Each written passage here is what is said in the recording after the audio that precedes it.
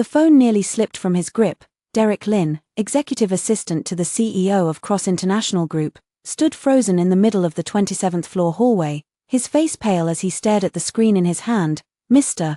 Cole, stop digging into this, please." His voice cracked. "The interpreter who just saved the entire Apex summit in 10 languages, it's her. It's the wife you've been ignoring for 3 years out in Hudson Valley. The biggest regret of my life was signing that agreement 3 years ago. It sounds absurd when I say it out loud. I'm a UN-certified simultaneous interpreter.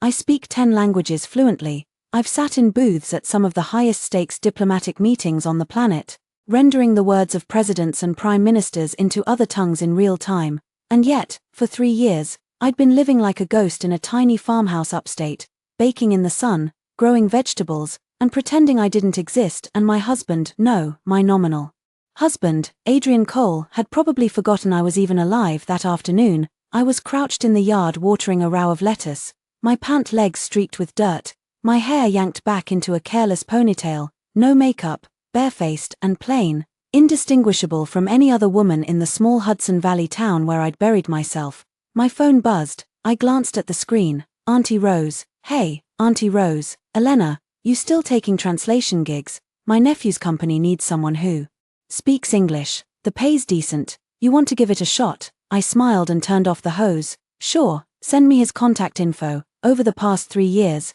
I'd picked up the occasional freelance translation job to keep myself busy and to keep my pride intact. The Cole family wired $5,000 into my account every month, like clockwork. It was more than enough to live on, but I never touched a cent of it. That money wasn't mine, I didn't earn it, and I wasn't about to owe Adrian Cole anything. Adrian probably assumed I was out here living off his family's generosity. The truth was, that account had been sitting untouched for 3 years. I just hung up when my phone buzzed again, a news alert. I was about to swipe it away when the name in the headline stopped my thumb cold. Adrian Cole, CEO of Cross International Group, to deliver keynote address on global trade at APEC International Summit.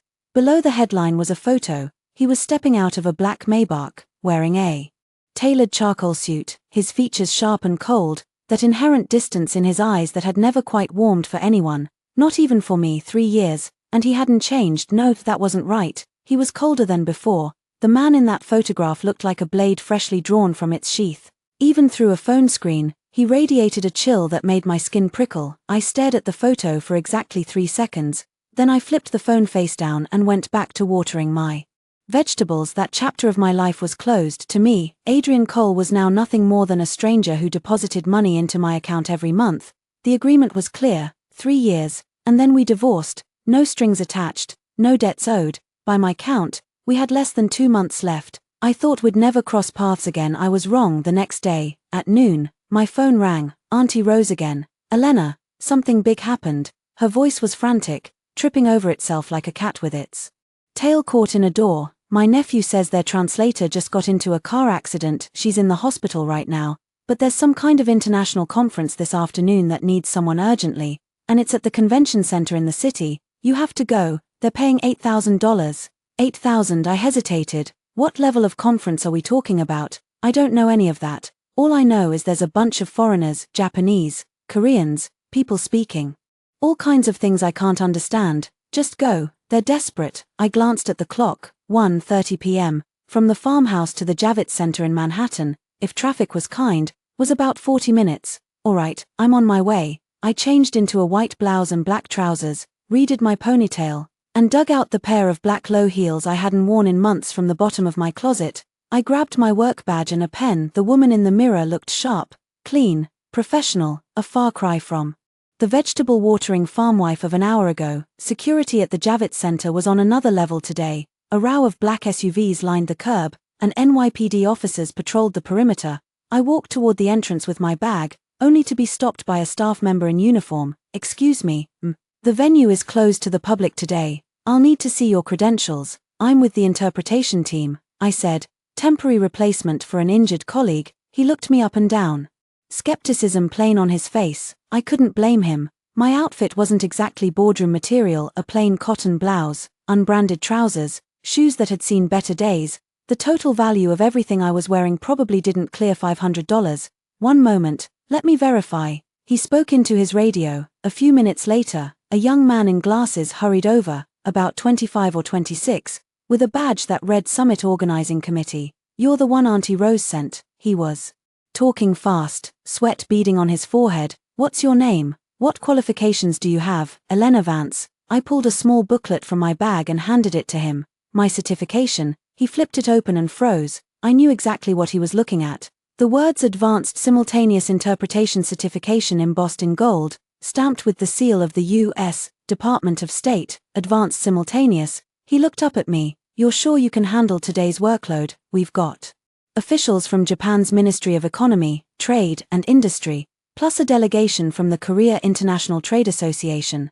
The original team was 4 people, Chinese, Japanese, Korean, and English, each handling their own language. "But both our Japanese and Korean interpreters are out of commission." "I can handle it." I cut him off. "Japanese and Korean, both." His mouth opened, then closed. He clearly didn't believe me, but time was short, and he didn't have better options. He gritted his teeth. "Fine, follow me." I walked through the security gate behind him and into the venue. The main hall of the Javits Center was enormous, built to hold over 1,000 people. It was already 2/3 full. The front rows were reserved for international delegations. Behind them sat the press and observer sections. Above the stage, a massive electronic screen displayed the words APEC International Summit in English and Chinese. The interpretation booths were located on the second floor at the rear of the hall, semi-enclosed glass cubicles with a full view of the proceedings below. When I walked in, 2 interpreters were already setting up, a man and a woman, both in their mid-30s, both with serious professional setups, laptops, high-end headsets, reference materials spread across the desk. "This is the temporary replacement for Japanese and Korean," the man in glasses announced. "Coordinate with each other." The male interpreter glanced at me, his gaze openly appraising. "You're taking Japanese and Korean solo. You sure about that?" "The Japanese delegate today is from Osaka, heavy dialect, and the Korean side is the Busan delegation. Their Gyeongsang accent is brutal." "No problem." I slipped on my headset and began tuning my channels. The male and female interpreters exchanged a look. I could read it perfectly. This should be entertaining. I ignored them. The hall filled up quickly. Staff did final equipment checks. My position gave me a full view of the entire room, from the delegates' seats to the camera positions in the media section, and then I saw him. Adrian Cole sat in the 3rd row of the U.S. delegation aisle seat, his name placard and briefing materials arranged in front of him. He was wearing a midnight blue suit today, his cufflinks catching the light with a low metallic gleam. He was turned slightly, saying something to the person beside him. His profile was still that same hard, sculpted line. His jaw was set in that particular way, the expression he wore when he was fully focused. My heart skipped a beat, then it steadied. "Don't overthink this, Elena. You're here to work, do the job, take the money, leave. That man has nothing to do with you." The summit began at 2:00 p.m. sharp. The first half went smoothly. The male interpreter handled the English language portions, the female interpreter took the Chinese segments, and I sat quietly, listening, waiting for my turn. The turning point came at 3:40 p.m. The Japanese delegate took the stage, a vice minister from METI, speaking in rapid, heavily accented Osaka dialect. The male interpreter listened for about 2 sentences, and his face went pale, sweat broke out on his forehead. "What is he saying?" the male interpreter whispered, scrambling through his notes. "This accent is too thick." He's speaking the Southern Osaka dialect," I said. "The first section is Japan's basic position on the Asia-Pacific Trade Agreement, with particular emphasis on a phased approach to tariff mutual exemption." The male interpreter stared at me, frozen. I began translating in real time. My voice was steady, clear, unhurried. I unraveled the convoluted honorifics and indirect expressions of the Osaka dialect, converting them into precise, polished English. The booth fell silent except for my voice. The male interpreter had completely shut up, staring at me with something between disbelief and awe. The Japanese delegate spoke for 12 minutes. I didn't pause once, didn't hesitate. Every technical term landed with precision. When he finished, applause rippled through the hall. The control room's voice came through my headset. Japanese channel translation was excellent. "Thank you." The male interpreter's face was beyond embarrassment now. He wiped his forehead and muttered, "Thanks." I didn't have time to catch my breath. The Korean delegate was already taking the stage. The head of the Busan delegation, a man in his mid-50s, opened his mouth, and out came thick Gyeongsang dialect. This was a whole different level of difficulty, the gap between Gyeongsang dialect and standard Seoul Korean was even wider than the gap between Osaka dialect and standard Japanese. The female interpreter attempted 2 sentences, then gave up entirely, speaking into her mic, Korean channel needs to switch. All the pressure landed on me again. I took a deep breath and went to work. Gyeongsang dialect flattens vowels and uses completely different sentence-ending particles than standard Korean. I listened, converted in my head to standard Korean, then rendered it into English all in under half a second per phrase. Our delegation maintains reservations regarding the agricultural market access framework. We require the establishment of transitional protection clauses, with implementation pathways including but not limited to tiered tariff reductions, quota management, and the retention of emergency import restriction rights. One technical term after another flowed out of my mouth, smooth as a script I'd rehearsed 100 times by the time I finished translating the Korean delegate's full 15-minute speech. The booth was so quiet you could hear a pin drop. The male and female interpreters were both staring at me like I'd grown a second head. The control room's voice came through again, this time with obvious surprise. Korean channel translation, 100% accuracy, thank you. And, which organization are you with? I didn't answer, because at that moment my gaze had drifted down to a specific spot in the venue below. Adrian Cole had turned his head at some point, and he was looking directly toward the interpretation booth across that distance. Through the glass, I could have sworn his eyes were fixed precisely on me. I looked away immediately. I'm going to the restroom, I said to the other 2 interpreters, pulling off my headset and standing up. By the time I stepped out of the booth, my palms were slick with sweat, not because of the interpreting, because of that look in his eyes. Did he recognize me? Impossible. 3 years ago, when I left, he hadn't even given me a proper glance. The only thing he'd ever said to me was a single sentence: "The agreement is signed, from now on, we go our separate ways." That one sentence had defined our entire 3-year relationship. I ducked into the restroom and splashed cold water on my face. The woman staring back at me in the mirror looked calm, composed, her expression betraying nothing, but only I knew how fast my heart was hammering against my ribs. Breathe, stay calm. I'd leave the moment his speech was over, and I wouldn't come within 10 feet of him. I stayed in the restroom for 10 minutes.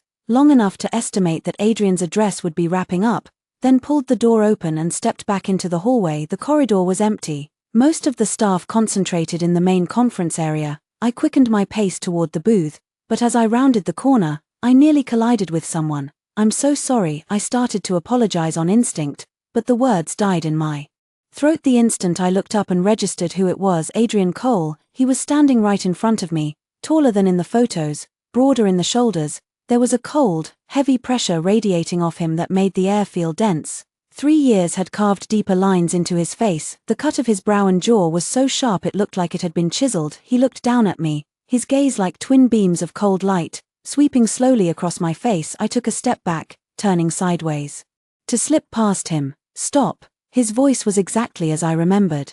Low, cold, carrying an authority that brooked no argument. I halted, but didn't turn around. "Turn around." I gritted my teeth, turned, and lifted my chin to meet his stare. "Go ahead, you think I'm afraid of you?" He studied me for a full 5 seconds before speaking, his tone carrying an unreadable edge of scrutiny. "What are you doing here?" "Working," I said, keeping it short. "Working." He repeated the word, the tail of it rising slightly, as if savoring something inconceivable. "Interpreting." "That's right, the Japanese and Korean delegate speeches just now." He paused, his gaze sharpening. "That was you." I said nothing, which was as good as a confirmation. The corridor fell silent for a few seconds. Adrian's expression didn't change, but I noticed the muscle in his jaw tighten. It was his tell, the way he suppressed emotion. "Who sent you here?" "A friend referred me." "What friend?" "That's none of your business." I met his eyes calmly. "Mr. Cole, I'm just a fill-in interpreter. Here to do a job. I'll finish and be on my way. I won't cause you any trouble." When the words Mr. Cole left my mouth, I saw something dark flicker through his eyes. At that moment, hurried footsteps echoed from the other end of the corridor. A young man in a suit with glasses came jogging toward us, phone clutched in his hand, expression frantic. "Mr. Cole, I found it." It was his executive assistant, Derek Lin. I'd seen him a few times 3 years ago, back when he was just a junior assistant. Derek reached us, panting. That interpreter who handled the Japanese and Korean. I pulled up her registration info. "Her name is..." His gaze landed on my face, and he stopped mid-sentence. Then his expression shifted, from urgency to confusion, from confusion to shock, finally settling on a look of pure, gutted disbelief, like he'd just seen a ghost. You're Derek's eyes went wide, his mouth opening and closing like he was being strangled. Of course he recognized me 3 years ago, when Adrian signed that agreement to marry me. Derek was one of the people who'd handled it. That so-called marriage had been conducted entirely through him as a go-between. Adrian hadn't even shown up to a wedding, he'd just sent Derek with a signed contract. Derek, I said, nodding at him, long time no see. Derek's face went pale, then flushed. He whipped his head around to look at Adrian, his lips trembling, his voice cracking. Mr. Cole, the interpreter who just saved the entire session in 10 languages, she's the one who, your contract wife who's been sitting out in the countryside for 3 years. Adrian said nothing. The air felt like it had frozen solid, hardening into a block of ice.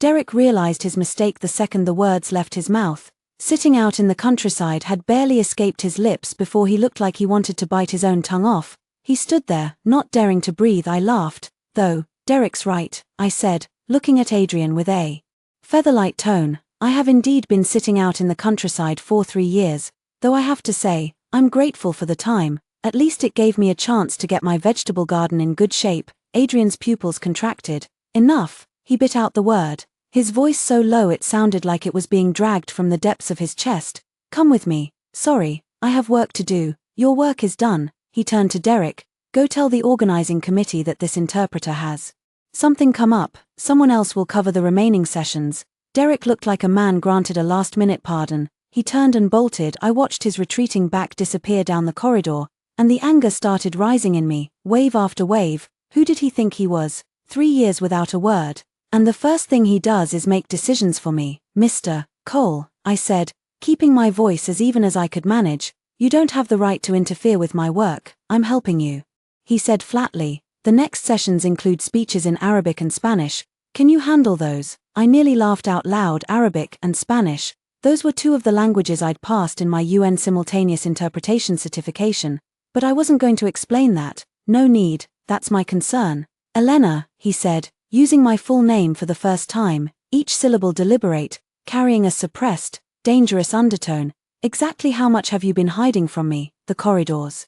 Overhead light fell across his face, casting a shadow beneath his brow. Those dark eyes bored into me like they were trying to see straight through to my bones. I lowered my gaze, avoiding his. You've never asked me anything, Mr. Cole, I said, so there's nothing to hide. The words came out light, almost dismissive. But I saw the hand at his side slowly clench into a fist. Silence stretched between us, thick as a wall. After a long moment, he spoke again, his voice carrying a complexity I couldn't quite name. Pack your things. Tonight, you're coming back to the Cross estate. On what grounds? On the grounds that our agreement hasn't expired yet. He took a step forward, looking down at me. On the grounds that you're still, in name, my wife. I lifted my head and met those fathomless eyes. 3 years. This was the first time he'd said the word wife out loud. The Cross estate, those words, 3 years ago, had been nothing but a cold symbol to me. I'd never set foot inside. I'd never even received an invitation. Adrian's grandmother, Margaret Cole, the family matriarch who brooked no opposition, had sent word through a messenger back then.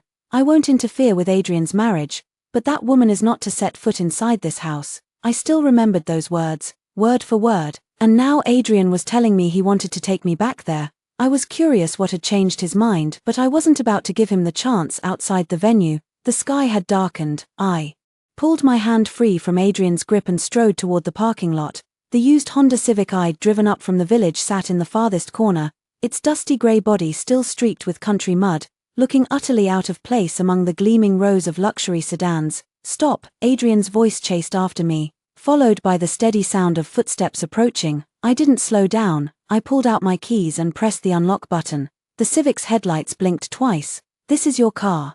He'd stopped, his gaze landing on the battered old Civic, his brow furrowing. The expression on his face was like he'd just witnessed something incomprehensible. A man who ran a multinational conglomerate probably couldn't fathom why anyone would drive something like this. What I drive is none of your business. I yanked open the door and slid into the driver's seat, but just as I moved to close it, a hand clamped down on the frame with enough force that I couldn't budge it. Adrian bent down, half his body leaning into the car. The crisp scent of cedarwood cologne flooded the cramped space. His face was inches from mine, those eyes locked onto me from beneath the shadow of his brow, and he spoke slowly, deliberately. Are you coming with me on your own, or do I have someone escort you? This is kidnapping. It's an invitation, he corrected, his tone leaving no room for negotiation. Inviting you back to the estate for dinner, that's not against the law, is it? I let out a bitter laugh. Adrian, since when did you learn to make jokes? He ignored the jab, straightened up, and called out behind him, Derek. Derek materialized from somewhere like a well-trained hunting dog, phone still in hand, sweat glistening on his forehead under the parking lot lights. Mr. Cole, have MS. Vance's car driven to the penthouse. Post someone to keep an eye on her. Make sure she doesn't run. Yes, sir. Derek responded instantly, sneaking a glance at me before quickly looking away, his expression like a man trying to avoid a ticking bomb. The penthouse, I frowned. Where's that? My residence in the city. Adrian pulled open the Civic's door, his tone as casual as if he were commenting on the weather. We won't go to the estate tonight. It's too late. Tomorrow, I'm not going anywhere. That's not your decision to make. The moment the words left his mouth, two men in black suits materialized from seemingly nowhere. Security. Clearly, one of them took the car keys from my hand and tossed them to Derek. The other opened the rear door and made a please gesture. The motion so precise it looked rehearsed. I looked at the two hulking bodyguards, then at Adrian Cole's unyielding face, and drew a deep breath. Pick your battles. I climbed out of the Honda and was escorted into the back seat of a black sedan. Adrian slid in beside me, close enough that I could see the second hand on his Patek Philippe sweeping its quiet circle. The door shut, sealing off the world outside. Drive, Adrian told the driver. The car eased out of the parking garage and merged into the evening rush. The cabin was so quiet I could hear the soft whisper of the air conditioning. I turned my head, staring out the window at the city streaking past, my back to him, every cell in my body broadcasting my resistance. The silence stretched for about 10 minutes. Where did that Civic come from? He asked suddenly. I bought it. How much? $4,000. I heard him inhale slowly, his voice coming out through clenched teeth. I've had $5,000 sent to your account every month for 3 years. That's $180,000 total. You never touched a dime of it, and you bought a $4,000 beater. That wasn't my money, I said, still watching the window, my voice flat. I didn't want it. The air in the car seemed to thin. So what kind of place are you living in? What are you eating? His voice dropped lower, every word cut with precision. A farmhouse. I grow my own vegetables. I said, it's fine, fine. He repeated the word, his tone rising with barely contained anger. Elena, what exactly are you trying to prove? I'm not trying to prove anything. I finally turned to face him, meeting those deep, dark eyes.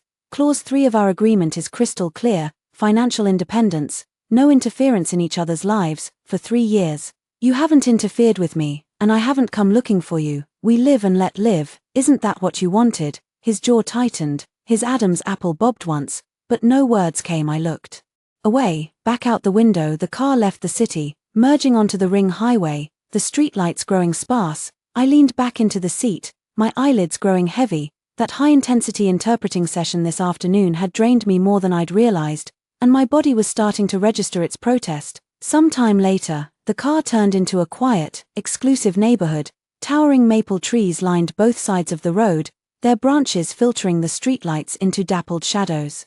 The penthouse at 157. I'd heard of this area, one of the most exclusive addresses in the city, the kind of place where the residents were all names you'd recognize. The car stopped in front of a 3-story residence, its white facade glowing softly in the moonlight. Get out, Adrian said, stepping out first. I followed, taking in the property. The courtyard was immaculate, the lawn perfectly manicured, hydrangeas planted along the corner walls, their faint sweetness drifting on the evening air.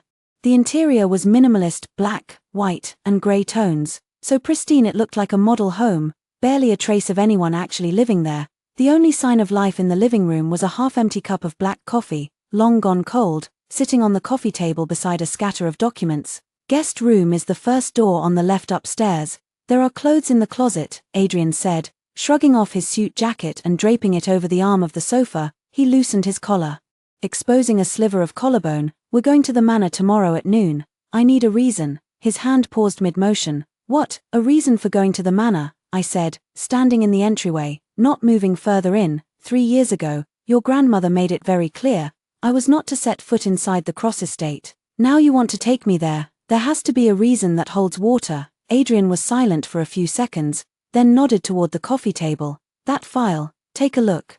I walked over and picked up the top document, flipping it open. It was an internal cross-international group report, dated 3 days ago. The title read, Urgent Request for Interpretation Support at the APEC International Summit, stamped across it in bold red ink, Rejected. You rejected the summit's interpretation support request. I looked up at him. I didn't reject it, Adrian said, walking to the liquor cabinet and pouring himself half a glass of whiskey. Margaret rejected it on behalf of the board. She said cross-group doesn't need to show off at an event like this, better to keep a low profile.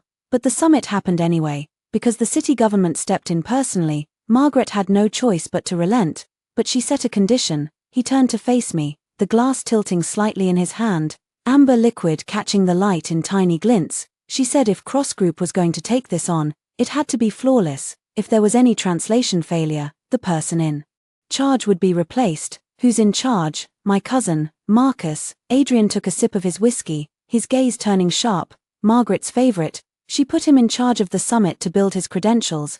The interpretation team was Marcus's arrangement, and both the Japanese and Korean interpreters failed at the same time. He can't talk his way out of this one. The full picture finally clicked into place. Today's entire fiasco had been engineered from the start. Marcus had wanted to use the summit to polish his image. But the interpreters he'd hired were out of their depth. If I hadn't stepped in, the whole summit would have become an international embarrassment, and Adrian's grandmother had always favored Marcus, positioning him for a core role in the company. Adrian wasn't about to sit back and let that happen. So you're taking me back to the manor to tell your grandmother that I saved the summit? I set the file back on the coffee table, my voice cooling. Adrian, you really know how to use every resource at your disposal. His hand tightened slightly around the glass, the liquid rippling. That's not what this is, he said, setting the glass down and walking toward me. His leather shoes clicked against the marble floor, each step echoing through the empty living room. This is what you deserve. You saved the day for me, and the Cole family owes you something. He stopped in front of me, looking down, close enough that I could feel the warmth radiating off him, and he paused, the corner of his mouth lifting in a barely perceptible curve. I'd also like to see the look on Margaret's face when she meets you. I looked into those deep, calculating eyes, and something I couldn't quite name stirred in my chest. This man was exactly the same as he'd been 3 years ago, every move calculated, every step measured. Taking me back to the manor was just another piece of his business strategy. It had nothing to do with feelings, but I needed this opportunity too. I'd spent 3 years hiding out in the countryside, not because I was afraid, but because the agreement bound me. Now that it was almost up, I needed to step back into the light. If Adrian was handing me a ladder, I wasn't going to refuse it. Fine, I said, noon tomorrow, I'll go with you. Adrian seemed caught off guard by how quickly I agreed. A flicker of surprise crossed his eyes. But I have conditions, I said, raising one finger. I'll play my part in this performance. When it's over, you let me walk away. What performance? The devoted wife, I said. That's why you're taking me back to the manor, isn't it? To show Margaret that you have a woman at your side who can save an international summit. To show Marcus that his carefully laid trap was dismantled without breaking a sweat. You need my presence to prove your strength. I'll give you that. Adrian was silent for a long time, so long I thought he wasn't going to answer. It's not a performance, he said suddenly. What? I said it's not a performance. His gaze locked onto mine, his voice carrying a seriousness I'd never heard from him before. You're my legal wife, Elena. Taking you home doesn't require an act. I blinked, then laughed. Mr. Cole, I said, turning toward the stairs. The agreement says nominal spouses. Don't get too into character. Behind me, I heard a dull thud, something set down hard on the table. I didn't look back. I walked straight up the stairs. The guest room was as cold as the rest of the house. White sheets, grey curtains, not a single wrinkle anywhere. I opened the closet and found several women's outfits, all brand new, tags still attached. I pulled out a set of pajamas. The size fit perfectly. Adrian had prepared everything. No, this was always part of his plan. From the moment he recognized me at the convention center, he'd been setting his pieces. That man never moved without thinking 10 steps ahead. I was just a pawn on his chessboard. After a shower, I lay in bed staring at the ceiling. My phone buzzed, a message from Auntie Rose. Elena, how did today go? My nephew said they were very happy with you. They want to hire you again next time. The money will hit your account tomorrow. I replied, it went well, and set the phone aside. $8,000. That would cover months of living expenses in the countryside. When the agreement expired, I'd take my savings and open a small translation studio in Boston. take on some work, tend my garden, live a quiet life for a few years. As for Adrian Cole, he could keep fighting his corporate wars. I rolled over and closed my eyes when I woke the next morning. Sunlight was flooding the room. I washed up, changed, and headed downstairs to find a row of clothing racks in the living room, holding 7 or 8 dresses in various styles. Alongside shoes and accessories, a woman with a sleek short haircut stood by the racks. The moment she saw me, she stepped forward with a professional, measured smile. "Ms. Vance, hello, I'm Chloe Bennett, the stylist Mr. Cole hired. He mentioned the family lunch today is very important and asked me to help you get ready." "No need, I'll wear my own clothes." My outfit was still yesterday's white shirt and black pants, washed but urined, a little rumpled. Chloe's smile flickered for a moment. She said carefully, "Ms. Vance, Mr. Cole was very specific about this. Perhaps, then let's make it quick." I didn't want to make things difficult for someone just doing their job. I sat down in the chair she indicated. An hour later, I stood in front of the mirror and barely recognized myself. The woman staring back at me wore a smoke gray silk dress. It's cut clean and elegant, the neckline designed to reveal just enough of the collarbone while keeping everything tasteful. My hair was loosely gathered at the nape of my neck, a few stray strands softening the lines of my face. Light makeup had been applied, and my skin carried a healthy, luminous glow. It had been a long time since I'd dressed up like this. 3 years in the countryside had taught me to live without makeup, to favor cotton shirts and loose trousers, to revel in the freedom of being invisible. Now, suddenly dressed to the nines, I felt strangely out of place, like a stranger in my own skin. The weight of silk and cosmetics sitting oddly on someone who had grown accustomed to the simple comfort of anonymity. Footsteps echoed from downstairs. Adrian was already waiting in the living room. He'd changed into a dark grey suit, his shirt collar immaculate, the whole picture of refined, unapproachable elegance. When he saw me descending the staircase, his movements paused, the documents in his hand hung suspended in midair as his gaze traveled over me from head to toe. "Well, do I pass?" I asked, stepping off the final stair and tugging self-consciously at the hem of my dress. "Very good, just 2 words," but his tone was softer than usual. "Let's go." The Cross estate sat in the old quarter of Greenwich, an expansive colonial property with wrought iron gates and manicured grounds that looked less like a family home and more like a protected historical landmark. The architecture spoke of generations of wealth, of power accumulated and preserved behind those iron bars. The car swept through the gates, rolled down a long gravel drive, and came to a stop before the main house. Staff in matching uniforms were already waiting at the entrance, bowing in unison as they greeted. "Mr. Cole." Adrian stepped out of the car, walked around the front, and opened my door. Then he extended his hand. I looked at those long, well-defined fingers and hesitated for just a moment before placing my hand in his. His palm was dry and warm, his grip firm but gentle, just enough pressure to let me feel the heat of his skin against mine.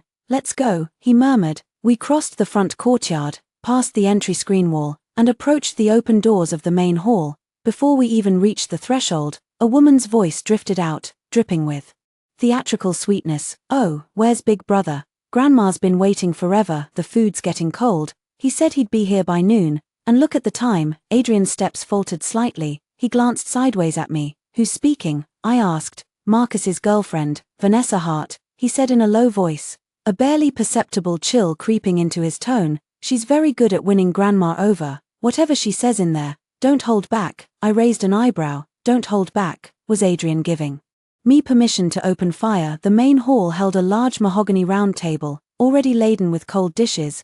At the head sat an elderly woman with silver-streaked hair, wearing a dark green silk jacket. A jade bracelet circled her wrist. Her expression was commanding, her gaze sharp as a blade. This was the matriarch of the Cross family, Margaret Cole, Adrian's grandmother. To her left sat a man in his early 30s. His features bore a passing resemblance to Adrian's, but his demeanor couldn't have been more different. There was a smug, restless energy about him, a certain arrogance that seemed to radiate from his very posture. That had to be Marcus. Beside him sat a young woman in a pink Chanel suit, her makeup flawless, her lips painted a vivid red. Vanessa Hart. When Adrian walked in holding my hand, the hall went silent. Marcus's smile froze on his face. Vanessa's chopsticks clattered onto the table. Even Margaret paused mid-sip, her teacup hovering in the air as her gaze cut across me like a knife. "Grandma," Adrian said, his expression unreadable as he led me before her. "I've brought Elena home to meet you." "Elena?" Vanessa recovered first, her voice shrill as nails on glass. "Big brother, this can't be the woman you married 3 years ago, that country." She bit down hard on the word country, her eyes raking over me with undisguised malice. "She's my wife." Adrian finished the sentence for her, his tone as flat as a statement of fact. "Elena Vance." Margaret set down her teacup. The porcelain meeting mahogany produced a sharp, decisive click. "Adrian," she said, her voice low but weighted, each word carrying its full measure. "3 years ago, I made myself clear, not just anyone walks through the doors of this house." "I know," Adrian said, pulling out a chair for me and settling into the one beside it. "That's exactly why I brought Elena here today, to show you that she has every right to walk through those doors." "Every right," Marcus laughed, swirling the wine in his glass. "Big brother, what exactly qualifies this wife of yours who hasn't shown her face in 3 years? I hear she's been living out in the sticks with no proper job to speak of." Vanessa jumped in immediately. "That's right, big brother, the Cross family may not be royalty, but we're a respectable household, bringing some country woman home. Imagine what people would say." I sat quietly, lifting my teacup to take a sip. The tea was warm, fragrant, a small anchor of calm in the midst of their pointed barbs. Adrian had said not to hold back, and I wouldn't, but not yet. A well-timed rebuttal lands hardest. "Marcus," Adrian began, unhurried, his tone casual as if discussing the weather. "About yesterday's APEC International Summit, what exactly happened with the interpretation team you were responsible for?" Marcus's expression flickered. He set down his glass, fingers tracing the rim absently. That was an accident. Who could have predicted 2 interpreters failing at the same time? "I'm already handling it. It's none of your concern." "Is it?" "Actually, it is my concern," Adrian said, refilling Margaret's teacup with practiced grace. "Because the person who saved your ass is the very country woman with no proper job you're insulting right now." A clatter. Margaret's prayer beads snapped, sandalwood beads scattered across the floor, a cascade of small, sharp sounds that cut through the silence of the hall. A servant scrambled to pick them up, but Margaret raised her hand, stopping her cold. "What did you say?" Margaret didn't look at the beads, her eyes bored into Adrian. "The interpreter at yesterday's summit, the one who handled 10 languages, that was her." "Yes," Adrian said, his voice quiet but carrying absolute conviction. "Osaka dialect Japanese, Gyeongsang dialect Korean, flawless interpretation throughout. You can pull the main console recordings anytime." If Elena hadn't been there, Cross International would have been an international laughingstock yesterday. The hall fell so quiet that the only sound was the ticking of the antique grandfather clock against the wall. Marcus's face had gone from smug to an ugly shade of grey. Vanessa opened her mouth to speak, caught one look at Margaret's expression, and shut it just as fast, like a duck with its neck suddenly wrung. Margaret slowly turned to look at me. Her assessing gaze had acquired a new layer of complexity, as if she were truly seeing me for the first time. "You," she paused, "speak 10 languages." "More than that," Adrian answered for me. "She's a UN-certified senior simultaneous interpreter. Fewer than 20 people in this country hold that credential." I felt my temple twitch. When had Adrian done this research? Between yesterday when we'd parted and this morning when I'd come downstairs, he'd dug all this up in that shorter window. Margaret was silent for a long moment. Then she asked a question that caught me off guard. "These 3 years, why didn't you come to Adrian? If you have this kind of skill, you could have easily worked at Cross International." "Grandma," I set down my teacup and met her gaze directly, my voice steady and composed. 3 years ago, you were the one who said I wasn't allowed through the doors of this house. If I couldn't even get past the front gate, how could I shamelessly come knocking on Cross International's door looking for work? A person has to have some dignity." Margaret's eye twitched almost imperceptibly. She didn't respond. "But don't worry," I added with a light smile, my tone as easy as discussing the weather. "Adrian's and my agreement expires in less than 2 months. After that, we go our separate ways. No debts, no obligations. Consider this dinner an early farewell. After today, Cross International has nothing to do with me." The moment the words left my mouth, I felt the man beside me stiffen. Under the table, Adrian's hand suddenly clamped around my wrist, grip tight enough that I couldn't pull free. "Who said anything about going our separate ways?" He turned to look at me, something unreadable churning in his eyes. "The agreement says, agreements can be amended." He cut me off, his tone brooking no argument, or torn up entirely. Just then, Vanessa, who'd been silent until now, suddenly rose from her seat. She picked up a glass of wine and made her way around the table toward me, her smile so warm it was almost theatrical, though the calculation in her eyes couldn't be hidden. "Sister-in-law, I failed to recognize greatness earlier. Please don't hold it against me, she said, thrusting the glass toward me. Her perfectly manicured nails caught the light. Here, let me toast you. Consider it my apology. The glass reached me, and in that instant, her wrist twisted. The full measure of red wine arced toward my dress. I shifted aside instinctively. The wine splashed past the hem of my skirt and hit the floor, though a few drops still caught the fabric. At the same moment, Vanessa let out an exaggerated shriek, stumbling backward. 2 steps before collapsing onto the ground, the glass shattered at her feet, shards scattering everywhere.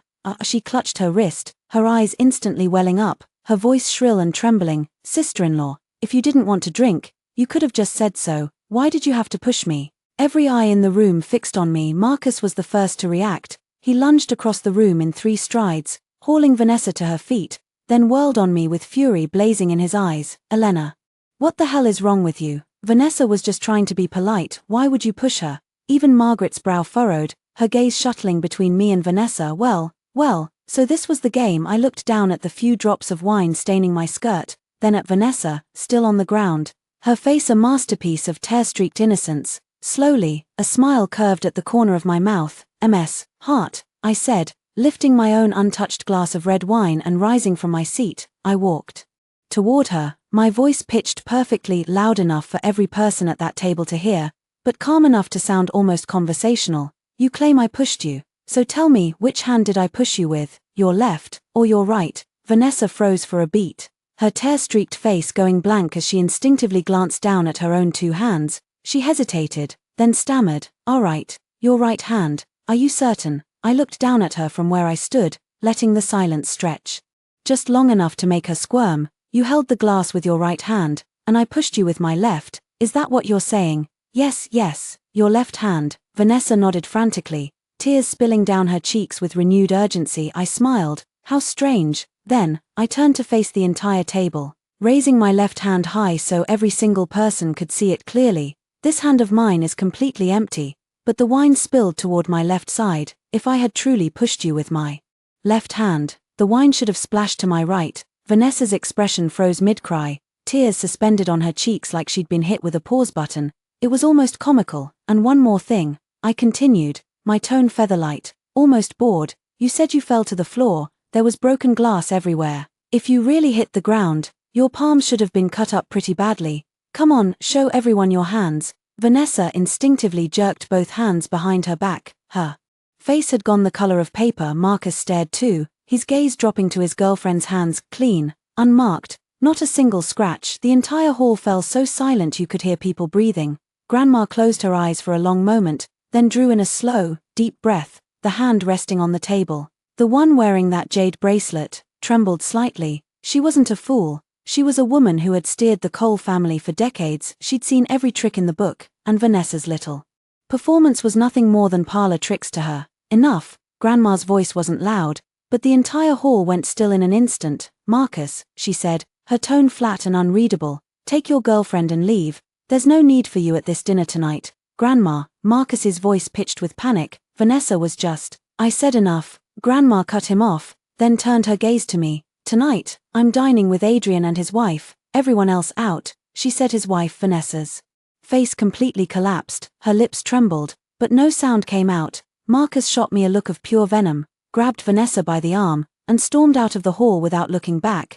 His footsteps echoed sharp and furious against the floor. The house staff quietly cleaned up the mess, replacing the broken glass and soiled linens with fresh settings. When they finished, only 3 people remained in the hall, me, Adrian, and Grandma. Grandma looked at me with a gaze that was deep and complicated, like she was re-examining a treasure she had misjudged for years. Dear, she said slowly, her voice softer than before, sit, eat. Grandma asked me to stay at the estate for a few days. She said there was a garden in the back, flowers and greenery everywhere, and she wanted me to walk it with her. I was about to decline when Adrian's hand found mine under the table, pressing down with just enough weight to feel like a silent plea. I glanced at him. Those cold, sharp eyes of his actually held something soft in them, like he was afraid I'd refuse on the spot and leave Grandma without a graceful way out. All right, I said, I'd be happy to stay a few days. Grandma nodded, and for the first time that evening, a genuine hint of a smile crossed her face. As a staff member led me toward the guest quarters in the back wing, I caught a fragment of what Grandma said to Adrian in the main hall. Her voice was low, but my ears were sharp. "That girl, she's 10 times better than your cousin's pick." Adrian didn't respond, but I could picture the look on his face perfectly. The guest room at the estate felt far more lived in than the penthouse. Dark mahogany furniture, embroidered bedding, and a potted orchid sitting on the windowsill. I set down my bag and pushed open the window, taking in the full view of the back garden, a rock garden, a koi pond, and a lush grove of bamboo swaying gently in the breeze. It really was a beautiful place. My phone buzzed. A message from Derek. "MS. Vance, your car is parked in the estate's rear garage. The keys are behind the sun visor. Also, Mr. Cole asked me to let you know there's a Chamber of Commerce gala tomorrow evening, and he'd like you to attend with him." I typed back 2 words, "Not going." Less than 10 seconds later, another message from Derek. "Mr. Cole says if you don't come, he'll come pick you up personally." I rolled my eyes and tossed the phone onto the bed. That man. 3 years of silence, and now he was stuck to me like glue. The next evening, Adrian showed up in person. True to his word, he was wearing a midnight blue tuxedo, hair swept back immaculately, every inch the picture of refined, untouchable elegance, like he just stepped off the cover of a fashion magazine. "Let's go." He leaned against the doorframe, his tone casual but his eyes leaving no room for argument. "Give me one reason to." "Tonight's host is the City Chamber of Commerce. They've invited commercial attachés from over a dozen countries," he said, pausing for a beat. "Several of them are from the Middle East and Scandinavia, and language has always been a problem at these events. Grandma specifically asked for you to come and help hold things together." Grandma asked. I was silent for a few seconds. Adrian was a cold man, but he had one virtue: he never lied. If he said it was Grandma's wish, then it was Grandma's wish. "Fine," I said, standing and pulling out the outfit Chloe had left for me the day before. "But I have one condition." "Name it." "Tonight, I'm just the interpreter, not your wife." A faint curve tugged at the corner of Adrian's mouth, an expression caught somewhere between amusement and resignation. "You're the interpreter, and you're my wife. Those 2 roles don't conflict. In public, I'm just the interpreter." I emphasized each word. He didn't argue. That was as good as agreement. The gala was held at the Grand Meridian Hotel downtown, with the entire top-floor ballroom reserved for the occasion. By the time we arrived, luxury cars lined the entrance, and elegantly dressed guests were streaming through the doors in clusters. The light from crystal chandeliers spilled through the floor-to-ceiling windows, bathing the whole floor in a golden glow. Adrian was about to lead me inside when a middle-aged man in a silver-gray suit hurried over, his face split in a wide grin. "Mr. Cole, you made it. Please, your table is ready." The man was Mr. Whitfield, the Chamber Secretary General. I'd seen him once during the summit. He shook Adrian's hand enthusiastically, then his gaze landed on me and visibly stalled. "And this is my wife, Elena Vance." Adrian's tone was flat, but his hand had already settled naturally on the small of my back. Mr. Whitfield's expression cycled through a fascinating sequence: surprise, curiosity, barely concealed gossip, before settling into an overly warm smile. "Mrs. Cole, what an honor. I had no idea Mr. Cole was married. He never mentioned it. I prefer to keep a low profile." I smiled politely and stepped half a pace to the side, letting Adrian's hand slip away from my waist. Mr. Whitfield personally escorted us inside, rattling off the guest list as we walked. The more I listened, the more something felt off. Tonight's attendees weren't just business representatives, there were cultural attachés from several embassies, all of them ranking higher than the guests from the summit. "Are there any speeches in Arabic or Spanish tonight?" I murmured to Adrian. "Yes." He leaned in close, his lips nearly brushing my ear, warm breath ghosting across my skin.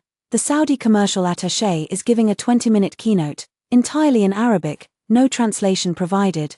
And the Spanish cultural attaché decided to attend at the last minute. He'll be introducing a cultural exchange program between our countries." A cold laugh echoed in my chest. So this wasn't just a dinner. Grandma wanted me here to hold things together. This was the thing she needed held together. The ballroom was already filled with over 100 guests. The head table at the front was reserved for chamber leadership and the most important foreign dignitaries. Adrian had been seated at the prime guest table right beside it, impossible to miss. I noticed a familiar figure at the neighboring table, Marcus. He was wearing a deep navy suit, hair slicked back with enough product to blind someone, and seated next to him was a young woman I didn't recognize, not Vanessa, apparently, after Grandma's decree. He changed girlfriends faster than he changed shirts. When he spotted Adrian and me taking our seats, Marcus's expression darkened visibly, but he recovered quickly, pasting on a smile that didn't reach his eyes and raising his glass in our direction. Well, big brother and sister-in-law, what a coincidence. Adrian didn't even look up. He unfolded his napkin onto his lap and said flatly, "Not a coincidence. Grandma sent us." Marcus's smile twitched. His glass hung in the air for an awkward beat before he took a long, silent drink. The gala officially began at 7:30. Mr. Whitfield took the stage for a welcome address, followed by speeches from several local business leaders. Everything ran smoothly. My attention, however, stayed fixed on the interpretation equipment. Every table had headsets, but I noticed several foreign guests at the head table weren't wearing them. They just sat there listening to the Chinese speeches with blank, lost expressions. These organizers hadn't even arranged for live interpretation. When the Saudi commercial attaché took the stage, the entire ballroom went quiet for a moment. He was a man in his 50s, wearing a traditional white thobe, with a thick, imposing beard. He stood at the podium, swept his gaze across the room, and began his speech in flawless Arabic. His pace wasn't fast, but Arabic's grammatical structure and vocabulary are so far removed from English that no one without professional training could possibly respond in real time. The ballroom fell silent for a few seconds, then whispers started rippling through the crowd. Mr. Whitfield's face went pale from where he stood at the side of the stage. He turned to a staff member, speaking urgently, but the staff member just spread his hands helplessly. The interpreter hadn't shown up. No, I scanned the corner of the room. The interpretation booth was empty. Interesting. At such an important gala, the Arabic interpreter was a no-show. And then, Marcus stood up. "Mr. Whitfield," Marcus said, his voice pitched just loud enough to carry across the surrounding tables. "I hear my sister-in-law here is fluent in any number of languages. She made quite the splash at the summit last time. Since the Saudi ambassador is speaking now, why don't we ask her to do the honors?" The moment the words left his mouth, heads swiveled in my direction, the Chamber of Commerce executives at the nearby tables studying me with a mixture of curiosity and appraisal. I understood in an instant. This wasn't an accident, it was orchestrated. Marcus had deliberately ensured the Arabic interpreter wouldn't show up, all to dig a trap for me right here in front of everyone. Arabic was universally acknowledged as one of the most difficult languages on earth. The number of interpreters in this country who could handle simultaneous Arabic interpretation could be counted on one hand. He was betting I didn't speak it, waiting to watch me humiliate myself before every important guest in the room. The trap wasn't subtle, but it was effective. Beneath the table, Adrian's hand had clenched into a fist, the veins on his knuckles standing out against his skin. He was about to speak when my hand pressed down on his arm, stopping him. "Sure," I said, rising to my feet, my voice as calm as if I were commenting on the weather. "Since Marcus thinks so highly of me, I'll give it a shot." I walked toward the side of the stage. Mr. Whitfield's face cycled through surprise, relief, and panic all at once as he saw me approach. "Mrs. Cole, are you certain? Arabic is no joke. Perhaps I should send someone to find." "No need," I said, taking the microphone from his trembling hand. "Just give me a monitor headset." He fumbled with the equipment and handed it over. I slipped the earpiece in, took a slow breath, and settled into the interpreter's seat beside the podium. The Saudi ambassador noticed me and gave a small nod of acknowledgement before continuing his speech. His voice came through the headset, clear and distinct. I closed my eyes for about 3 seconds, letting the cadence of his words settle into my mind, and then I began to translate. Arabic word order runs completely opposite to English.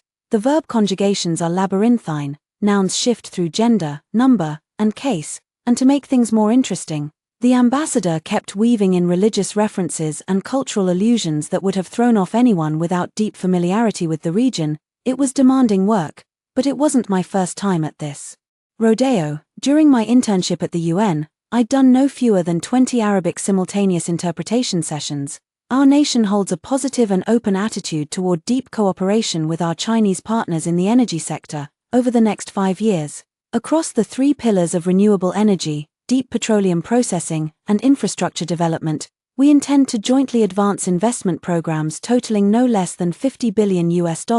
My translation flowed, smooth and precise. Every number, every technical term landed with exact accuracy. The murmur of conversation in the banquet hall gradually died out. Everyone was listening now through the glass panel of the interpreter's station. I could see Marcus's face change, his hand holding the wine glass hung frozen in midair, his entire body locked up as if someone had pressed pause. His companion leaned in to whisper something to him, and he shoved her away without even looking at her. The ambassador's speech ran a full 25 minutes. I didn't stumble once, not a single error. When he finished and bowed to the audience, the banquet hall erupted in applause. The ambassador stepped down from the podium and made a point of walking over to me. He said something in Arabic. I smiled and replied in kind. His face lit up with surprise, and he spoke a few more sentences before pulling a business card from his pocket and handing it to me with both hands. The room stared in stunned silence. Mr. Whitfield was practically glowing with excitement. He rushed over and grabbed my hand,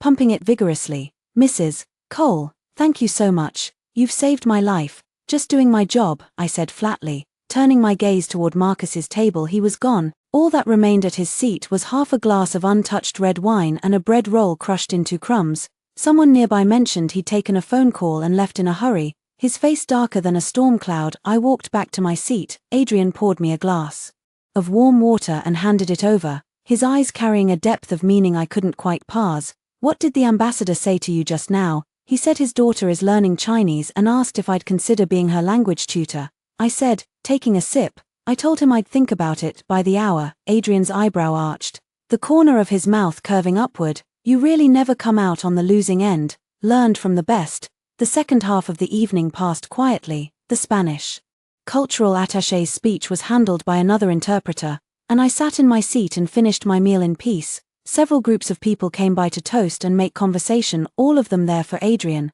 of course, but every single one of them gave me a second, longer look, their curiosity barely concealed. I caught fragments of whispered conversation behind me. What exactly is Mrs. Cole's background? I've never heard of her before. I heard she speaks a dozen or more languages. She's the one who saved the summit last time. A dozen, really? Was she raised overseas or something? Who knows? Nobody dares to ask too many questions about the Cole family. I took a bite of fish without changing my expression, thinking, keep guessing. The wilder the rumors get, the better. When the gala ended, Adrian didn't take me straight back to the estate. Instead, he had the driver head to the waterfront. The river glittered under the night sky, the lights of the opposite shore reflecting in the water like someone had scattered a handful of gold dust across its surface. He got out of the car and leaned against the railing. The evening wind ruffled his usually immaculate hair, making him look less like the cold, formidable CEO and more like an ordinary man taking a moment to breathe. Today, he began, his voice slightly scattered by the wind. You saw through Marcus's setup from the start, so why did you walk into it? Because I wanted to see exactly how stupid he really is, I said, leaning against the railing an arm's length away from him. Turns out he's even dumber than I thought. He thought an absent Arabic interpreter would be enough to trip me up. That's the limit of his imagination. Adrian was quiet for a long moment, then he asked a question that caught me completely off guard. Elena, who are you, really? I turned to look at him. The moonlight traced the sharp lines of his profile, and his expression was serious, not joking. What do you mean, an ordinary woman? From a small town, doesn't speak 10 languages, doesn't hold UN-level simultaneous interpretation credentials, doesn't face down a Saudi trade ambassador without flinching, he said, turning to meet my gaze. Something complicated churned in those dark eyes. Who are you? These 3 years in the countryside, were you hiding from me, or from someone else? The wind swept in off the water, carrying a chill of damp air against my face. I tucked a strand of windblown hair behind my ear and looked away. Adrian, did you investigate me? I did, he admitted without hesitation, but all I found was your UN interpretation service record from 3 years ago. Everything before that is a blank. Your hometown, your education, what you did before the UN, none of it exists. My heart skipped a beat. But I let nothing show on my face. Isn't that normal? I shrugged with forced lightness. I'm not anyone important. My life before was ordinary, nothing worth recording, people who aren't worth recording don't have their files encrypted in UN classified archives. Adrian said, stepping closer and closing the distance between us. His voice dropped, low and certain. Your file was deliberately sealed. The encryption level is so high that even the Cole family's network couldn't crack it. I fell silent. If Adrian had gotten this far, he'd already deployed the most powerful resources at the Cole family's disposal. This was a man who, once he fixed his attention on something, would latch on like a hunting dog and refuse to let go until he'd uncovered every last detail. But I couldn't let him keep digging, not because I didn't trust him, because some things were safer left unknown. Adrian, I said, lifting my head to meet his eyes directly, my voice steady and calm, There are only 3 things you need to know. 1. I'm not your enemy. 2. I will never harm the Cole family. 3. When the contract expires, I'll leave, you'll go back to running Cross International, and I'll go back to living my own life. We'll owe each other nothing, and if I refuse, his voice came out low, as if forced from somewhere deep in his chest. Refuse what? Refuse to let you go. A ferry on the river let out a long, mournful horn that drowned out the sound of my heartbeat. We stood there, locked in each other's gaze, neither willing to look away first. The night wind caught the hem of his jacket, and he stood at the boundary between moonlight and city lights, half in shadow, half in brightness, like a painting split down the middle. You signed the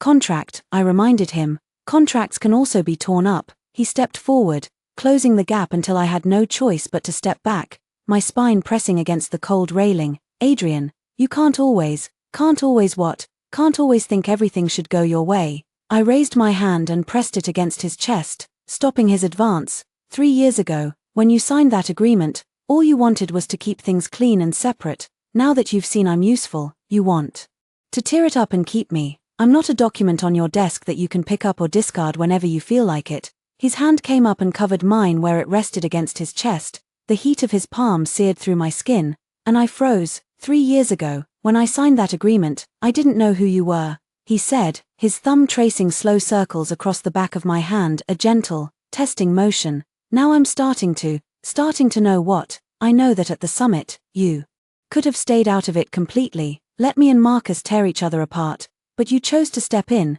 He lowered his head until his forehead was nearly touching mine, our breath mingling in the space between. I know that today, you could have refused to translate Arabic, let Marcus's little scheme roast you over the fire, but you chose to take it on instead. That's because you can't stand incompetence. He finished the sentence for me, the corner of his mouth lifting slightly. Because you're Elena Vance, and you're incapable of watching other people make fools of themselves. I was stunned. When had this man learned to read me so well? His grip tightened, folding my hand completely into his palm.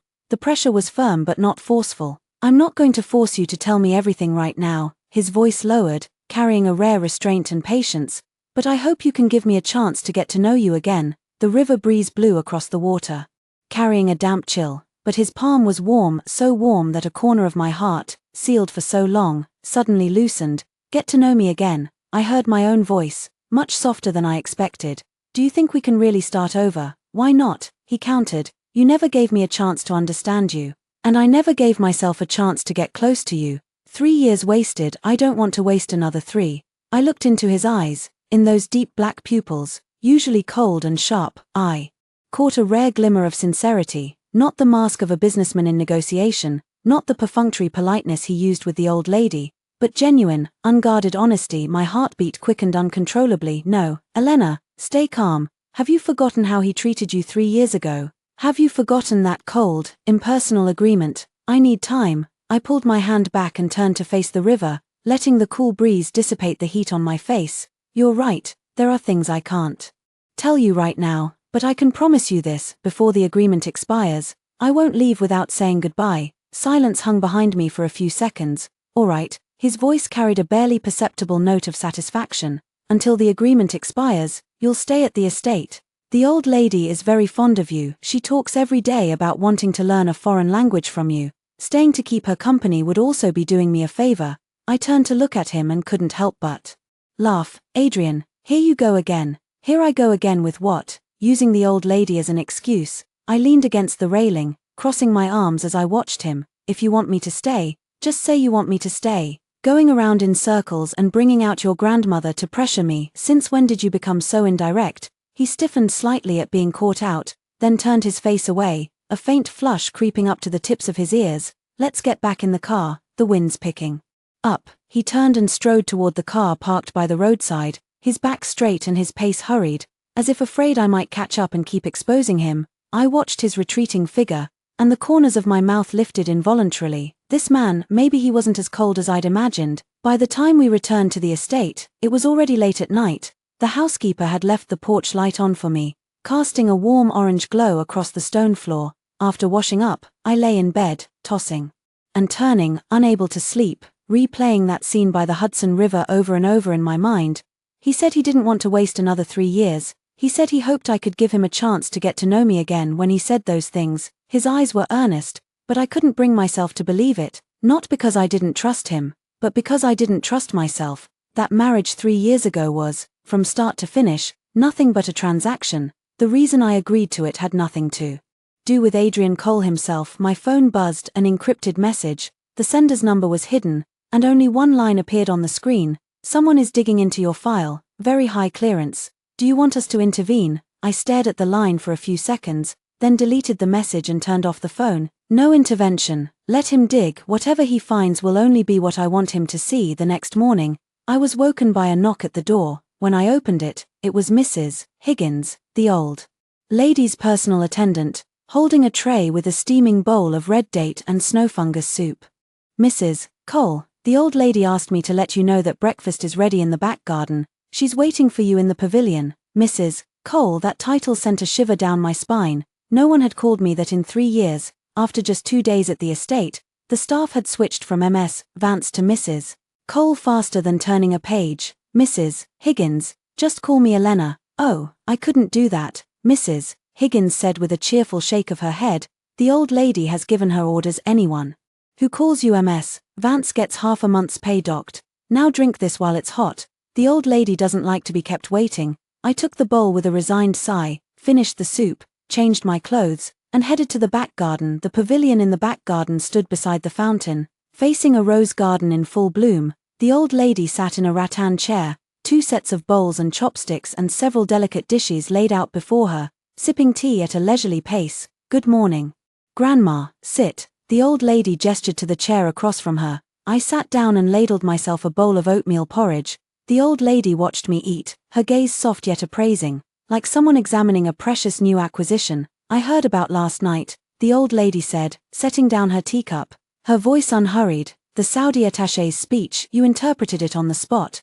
That boy Marcus didn't get his way again and ran off halfway through. Marcus is still young, he acts without thinking, I said politely. It's not a lack of thinking, it's stupidity. The old lady scoffed, her tone laced with undisguised disappointment. I paved so many roads for him, and he insists on taking the crooked path. The interpreter at the last summit was his doing. That Japanese translator never even had senior certification, and the Korean translator was someone he scraped up off the internet at the last minute. He wanted to cause a translation disaster at the summit and drag Adrian down with it. My hand, holding the bowl, paused. You knew all along, the old lady sighed, weariness buried in the deep wrinkles at the corners of her eyes. Marcus was never right in the head as a child, and his father spoiled him rotten. I indulged him to see how far he would go. I never imagined he'd have no bottom line at all. I didn't know what to say. The infighting within the Cross family was more complicated than I'd thought. The old lady claimed to dote on Marcus, but in reality, she'd been watching him all along. This old woman's mind ran far deeper than her years suggested. Dear, the old lady suddenly shifted gears, her gaze sharp as she fixed it on me. Tell me the truth, in these 3 years of marriage to Adrian, has he never once come to see you? I set down my chopsticks, took a sip of tea, and chose my words carefully. He's been busy with work, busy or not. 3 years without coming home is inexcusable. The old lady huffed. He's holding a grudge against me for forcing him to marry you. That caught me off guard. I'd always assumed the marriage 3 years ago was Adrian's own decision, but it was the old lady who had pushed it from behind the scenes. You forced him. Not exactly forced. The old lady leaned back in her rattan chair, her gaze distant, as if recalling something from long ago. 3 years ago, Adrian's father was gravely ill. Before he passed, he left one instruction. Adrian had to marry before turning 30, or the inheritance of the Cross group would pass to Marcus. Adrian had no girlfriend at the time, and time was short, so I had people find a few suitable young women, and in the end, I chose you. I held my teacup, my fingers tightening slightly. Why me? Because your star chart aligns with Adrian's, the old lady said, looking at me with a hint of guilt in her eyes, and because your family happened to need money at the time to treat your grandmother's illness. I figured mutual benefit. This marriage wouldn't cause any trouble. So that was it. 3 years ago, my grandmother was critically ill in the hospital, and the surgery required a large sum of money. Just as I was scrambling to raise it, an intermediary approached me, saying the Cross family was willing to provide a sum as a prenuptial settlement, on the condition that I marry Adrian Cole and sign a 3-year nominal marriage agreement. I had no choice at the time. I signed. My grandmother's surgery was successful, but she passed away a year later anyway. From then on, all that remained of this marriage was a cold, impersonal contract.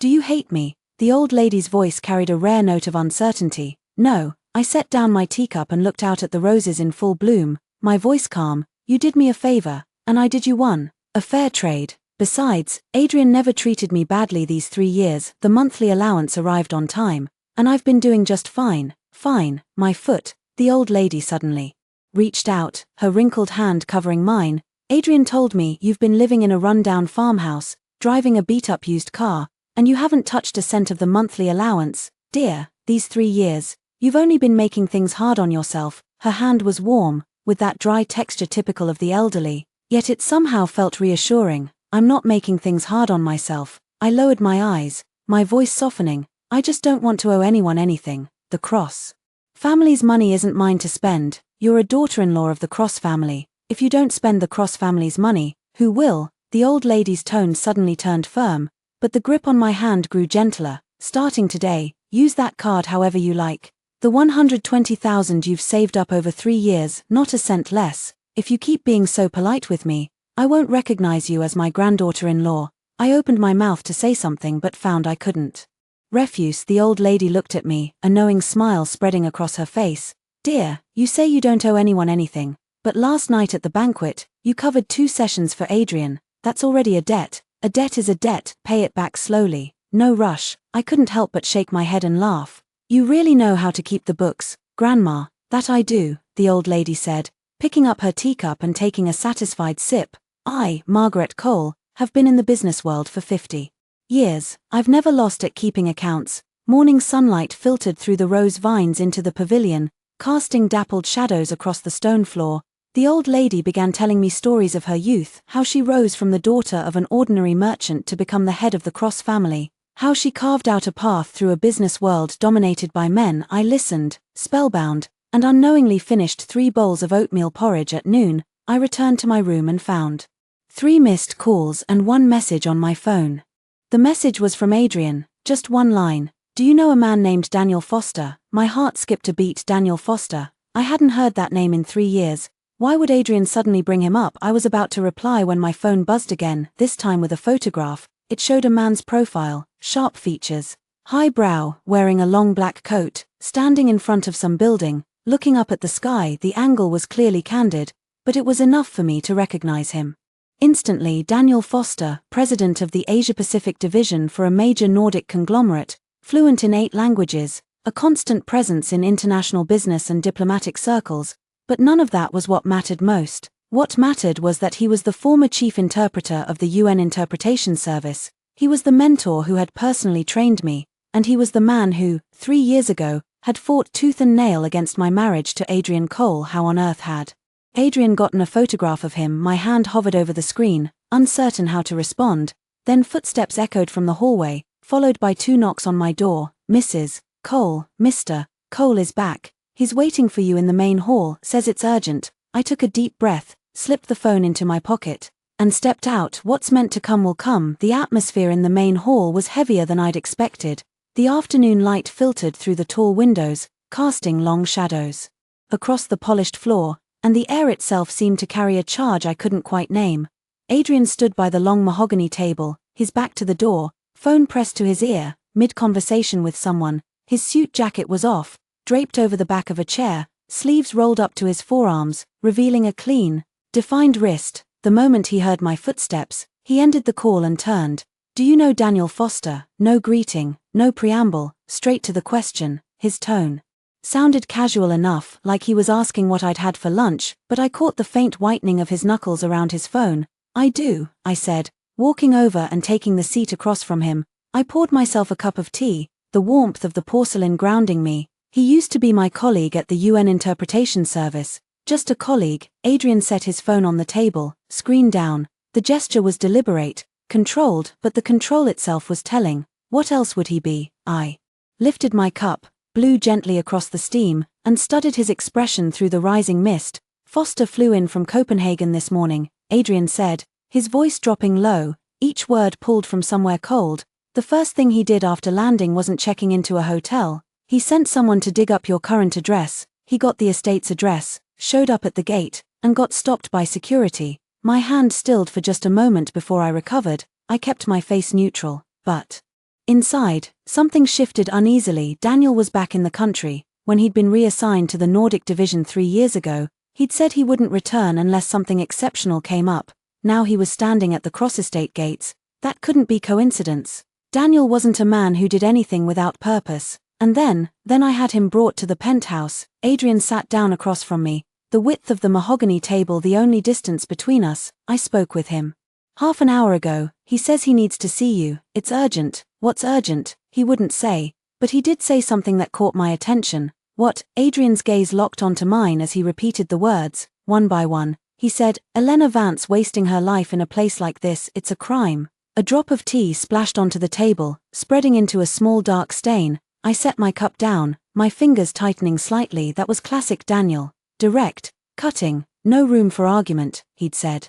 The exact same thing 3 years ago when I told him about the marriage. "You're wasting your life." The echo of those words hit me harder than I wanted to admit. "Where is he now?" "The penthouse's sitting room." Adrian paused. "Are you planning to see him? Do you want me not to?" Silence stretched through the hall, thick and heavy. The antique grandfather clock against the wall chimed 3, its deep, somber notes reverberating through the empty space. Adrian's fingers tapped twice against the table, his habit when deep in thought. "I'm coming with you." That wasn't a suggestion, it was a decision. In the sitting room at the penthouse, Daniel sat on the sofa, the coffee in front of him untouched. 3 years hadn't changed him much, still that cool, reserved bearing, black coat draped over the armrest, shirt buttoned all the way to the collar. He looked clean-edged and precise, like a blade fresh from the sheath. The moment I walked in, he stood. "Elena," my name, spoken in that steady, resonant voice of his, carried a suppressed undertone of something raw, the weight of a long-overdue reunion. "Mr. Foster." I inclined my head slightly. The title was a habit from my days at the UN. He'd been my direct supervisor and mentor, and I'd never been able to call him anything else. Daniel's gaze shifted from me to the man behind me. Their eyes collided mid-air, 2 invisible blades clashing in a single silent exchange. Daniel's expression stayed unreadable. Adrian's could only be described as colder than ice. "Mr. Cole," Daniel said, speaking first, "I'd like to speak with Elena alone." "No." Adrian's answer was immediate and absolute. "It's a private matter. Nothing concerning her is private from me." Daniel raised an eyebrow, a faint, knowing smile curling at the corner of his mouth. "Mr. Cole, you haven't seemed this invested in Elena's affairs for the past 3 years. Why the sudden concern now? Is it because you've realized she isn't the countrywoman you assumed?"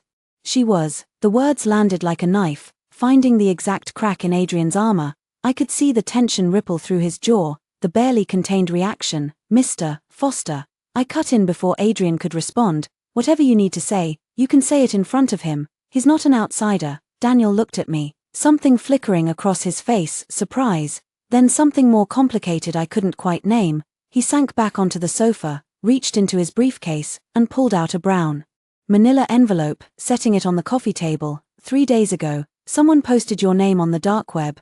The air in the room froze solid. The words hung there, heavy and cold, pressing down on all of us. "What?" Adrian reacted faster than I did. He snatched up the envelope and tore it open, pulling out several printed screenshots. They showed a dark web marketplace page, all in English, with an anonymous bounty post at the top. The title read, "Identify Target's True Identity and Full Activity Trail Over the Past 3 Years." Below it was a photograph.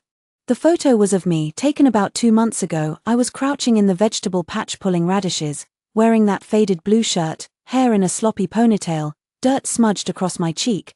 The angle was candid, shot through a gap in the fence, low resolution but clear enough to make out my face. The bounty, $500,000. The post was picked up within 2 hours of going live. Daniel continued, his tone still measured, but his eyes had sharpened. "The contractor is a gray market organization specializing in transnational data trafficking. They have access to a wide array of decryption tools. Your file is encrypted, but if they keep hammering at it, they could breach the first layer of protection within 2 weeks. Who spends $500,000 investigating a countrywoman?" Adrian's voice had gone low and dangerous, his fingers gripping the papers so hard his knuckles went white. "That's a question for you, Mr. Cole." Daniel leaned back, crossing his legs. Elegant and detached, Elena has been living in seclusion for 3 years, with almost zero contact with the outside world. She couldn't have attracted this kind of trouble on her own. The only explanation is that someone traced her through the Cole family line and wants to use her identity as leverage. Adrian said nothing, the silence stretched, taut as a wire, but I knew exactly what he was thinking. He was thinking about Marcus. Marcus had been humiliated at the summit and at the gala. A man like him wouldn't just let that go. He had to be digging into me, trying to figure out where this suddenly appearing sister-in-law had come from, but he couldn't crack my file, so he'd gone to extremes. He'd turned to the dark web. $500,000. Marcus really was willing to spend whatever it took to bring Adrian down. Can we trace who posted it? I asked. Not yet. They're using layered proxies and cryptocurrency payments. Tracing it will take time. Daniel pushed the envelope toward me. But until we figure this out, you need to leave the Cole estate. No, Adrian's voice was absolute. Mr. Cole. Daniel's tone turned cold.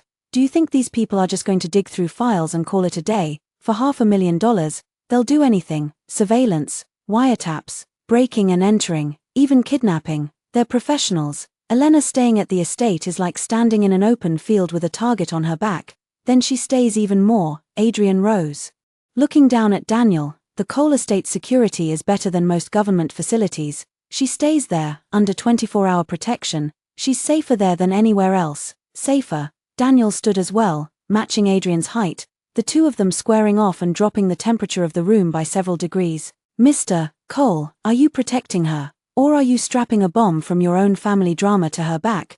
The person who posted that bounty is almost certainly your cousin Marcus. As long as Elena stays on Cole property, Marcus can track her every move. You call that safe? Adrian's expression shifted, a crack in that iron composure, barely visible but unmistakable. Daniel was right, and that truth was exactly what Adrian didn't want to face. Marcus was his cousin. The internal war within the Cole family was his battlefield, and I'd been dragged into it because he'd pushed me into the spotlight at the summit. I sat on the sofa, watching the two men trade blows in silence. I couldn't quite name what I felt. On one side was Daniel, my mentor, the man who'd been quietly watching over me for 3 years. On the other was Adrian, my husband in name only, a man who was only just beginning to acknowledge my existence after a few seconds. I stood. Both of you, stop. Both men turned to look at me. Mr. Foster, thank you for flying all the way back to tell me this. I picked up the envelope from the coffee table and flipped through a few pages, my voice calm, as if I were handling someone else's problem. But I'm not leaving. Elena, let me finish. I cut him off. The dark web bounty is serious, but it's not without a counter. They want to dig into my file. Let them. My file has 3 layers of encryption. The first is my work record with the UN Interpretation Service, the second is my State Department clearance dossier, and the third, I paused, glancing at Adrian. What's the third layer? Adrian asked. The third layer is a core classified file managed directly by the NSA, Daniel answered for me, his tone carrying a complicated pride. Before Elena joined the UN Interpretation Service, she executed a series of high-level diplomatic interpretation assignments for the State Department head of state summits. Classified diplomatic negotiations. At the time, her identity was designated Level 2 classified. Her file's encryption rating sits 2 grades above standard classified documents. Those dark web data brokers might crack the first 2 layers, but the third runs on a government-grade quantum encryption algorithm. Give them 100 years and they still won't break it. The sitting room fell silent for a full 10 seconds. Adrian slowly turned his head toward me, his shock undisguised, his lips parted, and a barely audible sound escaped him. That's the blank stretch you could never trace, I said, meeting his eyes, my voice softening. I'm sorry I didn't tell you before. It wasn't about trusting you, it's that this involves too much. The fewer people who know, the better. Adrian's expression was a storm of competing emotions, shock, confusion, frustration, and something that looked almost like pain. They flickered across his face in rapid succession. His hand clenched into a fist, then relaxed, then clenched again, as if he were physically trying to process what he'd just heard. Level 2 classified, he repeated, his voice hoarse. You were already that when you married a man you'd never even met.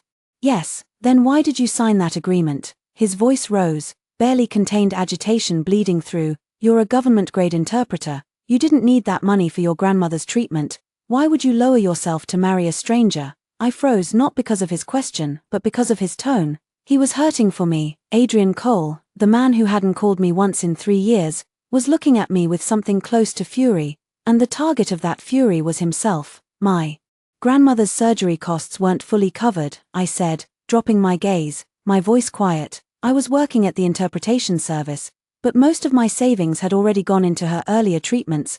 The surgery required full payment upfront, and I couldn't scrape it together. When the intermediary approached me, I thought it was just a stopgap, sign a 3-year agreement, trade it for a chance at my grandmother's surgery. I thought it was worth it, and after, the surgery succeeded. Why didn't you come to me to dissolve the agreement? Because the agreement stipulated that unilateral termination required paying 10 times the compensation, I said with a bitter smile. 10 times, I couldn't afford that, and my grandmother needed care after her operation, so I took a leave of absence and brought her back to the countryside to recover. A year later, she passed. After that, I got used to being alone, tending the garden, growing flowers, taking on odd translation jobs here and there. Life was fine. Adrian closed his eyes and drew a deep breath, like he was steadying himself against a violent swell of emotion.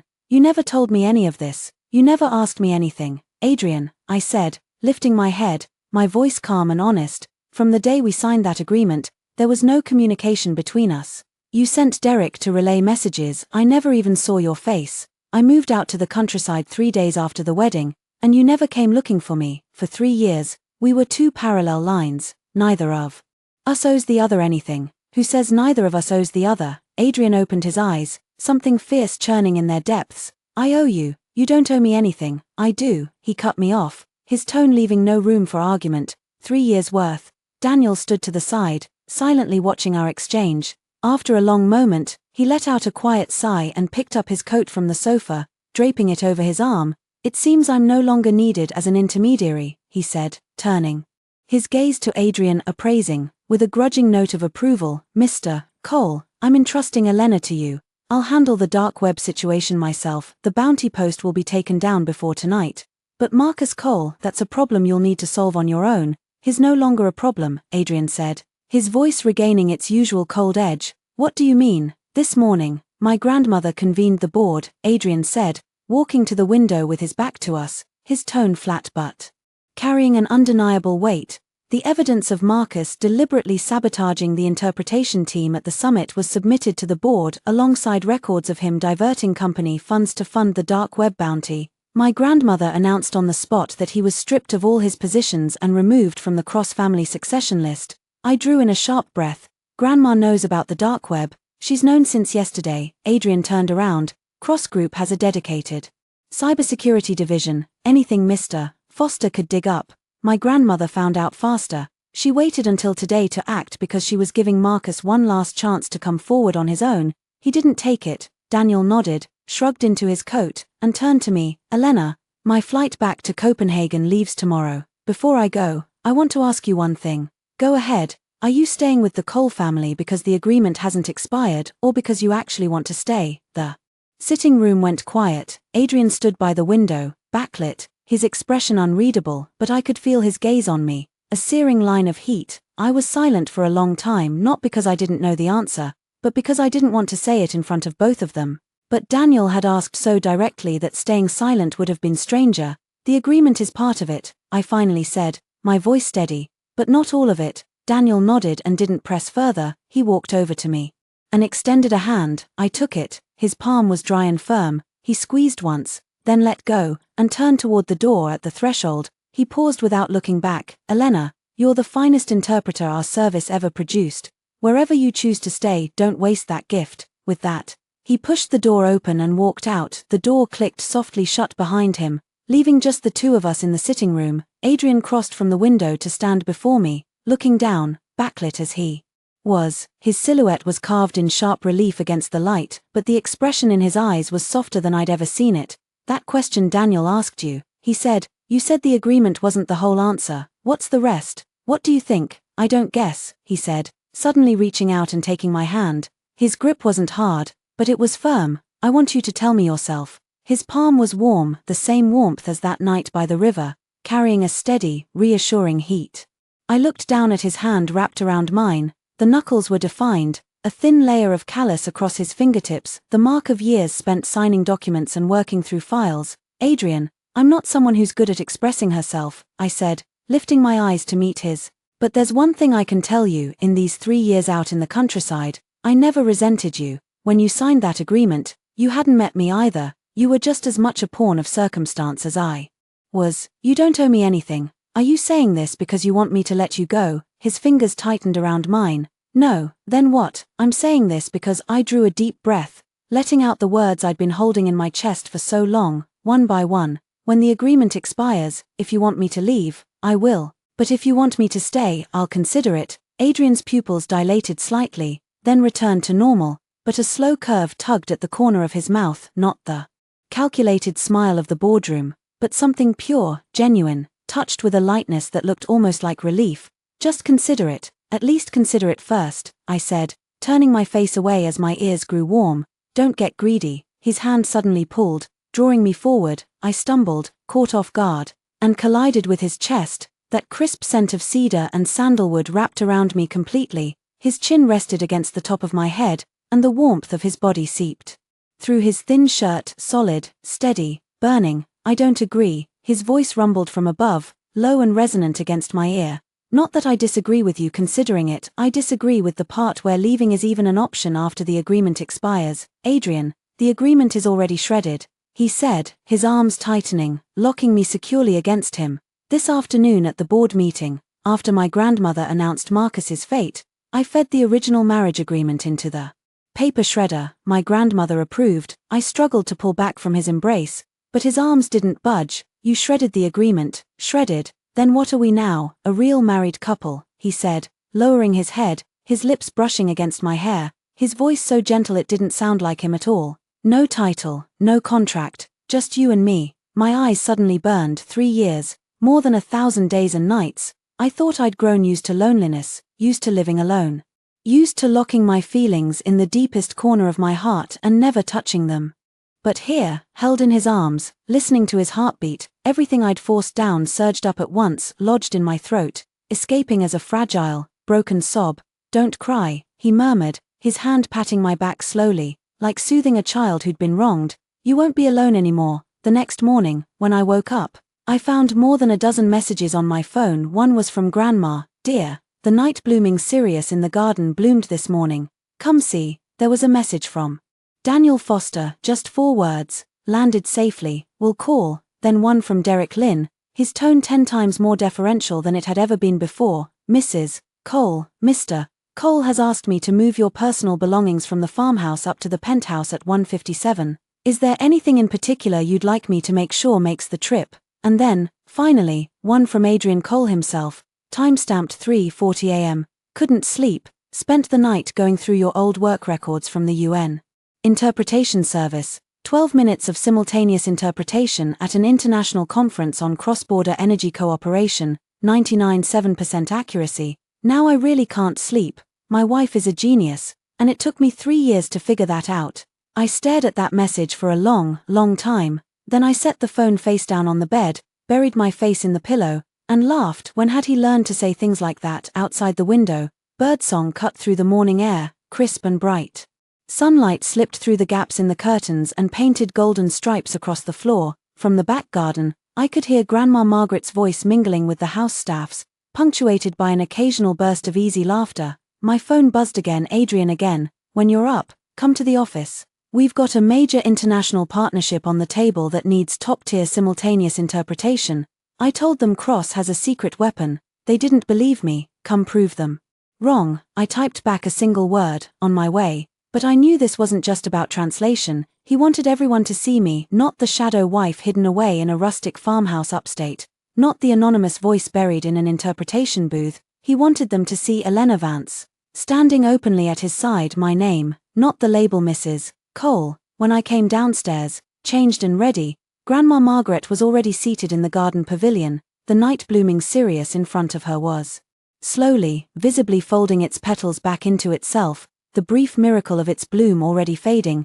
She saw me and beckoned. Dear, come sit. I crossed the flagstones and took the seat across from her. She poured me a cup of tea with unhurried, deliberate movements, the kind of composure that comes from decades of practice. You know, Adrian tore up the agreement. Yes, what do you think about it? I haven't decided yet. That was the truth. Everything had come at me too fast since last night. I needed time to process. Grandma set down her teacup and looked at me, her gaze warm but penetrating. Dear, my grandson has never known how to express his feelings. His father died young, his mother remarried and moved on, and he grew up with me, learning to swallow everything down. What happened 3 years ago, he carries guilt about it, but he doesn't know how to make it right. He came to me asking for advice. Do you know what he said to me last night? What did he say? He said he's afraid. You'll leave. A soft smile spread across her face, the lines at the corners of her eyes deepening. The CEO of Cross International Group, a man who can move mountains with a word, who doesn't blink when the sky falls, knocked on my door in the middle of the night and told me he's afraid a woman might walk away from him. That's the first time I've ever seen him afraid. I held my teacup, feeling the warmth seep through the porcelain into my fingertips. Real, solid, grounding. Grandma, don't worry. I set the cup down and met her eyes. I won't disappear without a word. Whatever decision I make, I'll tell him face to face. Good. She patted the back of my hand. That's all I needed to hear. Half an hour later, I stood at the entrance of Cross Tower, the glass and steel skyscraper thrust into the sky, its mirrored facade reflecting the clouds. Security guards stood at attention by the revolving doors. Employees in crisp business attire swiped their badges and flowed through the lobby in an orderly stream. I tilted my head back, looking up at the massive Cross International Group logo at the top of the building, and let out a slow breath. My phone rang. Adrian, here yet? Just arrived. I'll have Derek come down to get you. No need, I said. I'll come up myself. 27th floor, Executive Boardroom B. The elevators need a badge, so I said I've got it. 2 seconds of silence on the other end, then a low, quiet laugh. All right, I'll be waiting. I hung up and walked toward the entrance. The security guard glanced at me, opening his mouth to ask a question, but I'd already pulled the black access card Adrian had slipped into my bag last night and swiped it across the reader.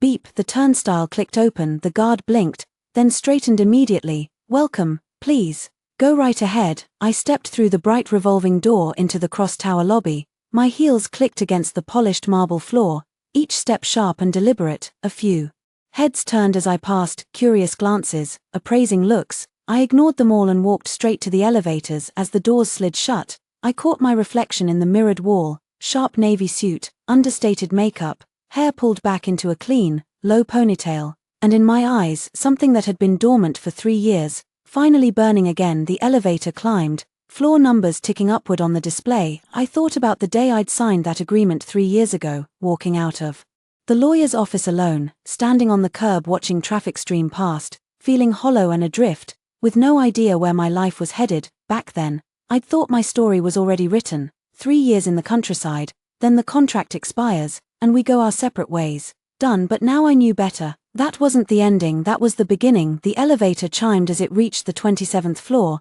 The doors slid open. Adrian was standing right there, in a dark grey suit, a file folder in his hand. He'd clearly come out to wait for me. When he saw me, he set the folder aside, and the corner of his mouth curved up. Translation officer, the boardroom's this way. I stepped out of the elevator and walked toward him. Let's go, I said. Time to show them what Cross's ace actually looks like. He let out a low chuckle and extended his hand. I placed mine in his fingers closed around mine, warm and certain, and he led me down the corridor. The hallway stretched long before us, floor-to-ceiling windows revealing the entire city skyline. Sunlight poured through gaps in the clouds, flooding the floor with brilliant light. Behind us, the elevator doors slid shut with a soft sound, like a period marking the end of a long, long wait, and the new story was just beginning.